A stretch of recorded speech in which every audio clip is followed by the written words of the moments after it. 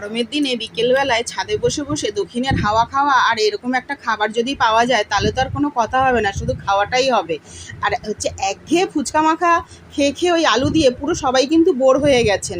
এইভাবে যদি নতুনভাবে ফুচকাটা মেখে খাওয়া যায় তাহলে কিন্তু বেশ দারুণ লাগে।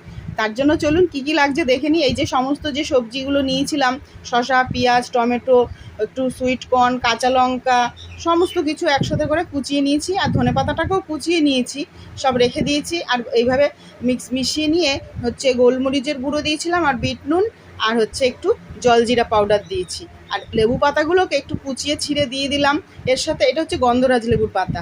সবটা মিশিয়ে এইবারে এই ফুচকাগুলোকে দিয়ে মাখছি। ওই একঘেয়ে আলুটা ছেড়ে এবার একটু এইভাবে সবজি দিয়ে মাখিয়ে খেয়েই দেখুন, বানিয়ে বেশ লাগবে একেবারে। আর এটা তো মাখা রেডি। ঝালটা আমি একটু বেশি করেই দিয়েছি, আপনারা আপনাদের পছন্দ মতন দেবেন। আর কি জিভে জল আসলো তো, তাহলে চটপট রেডি করে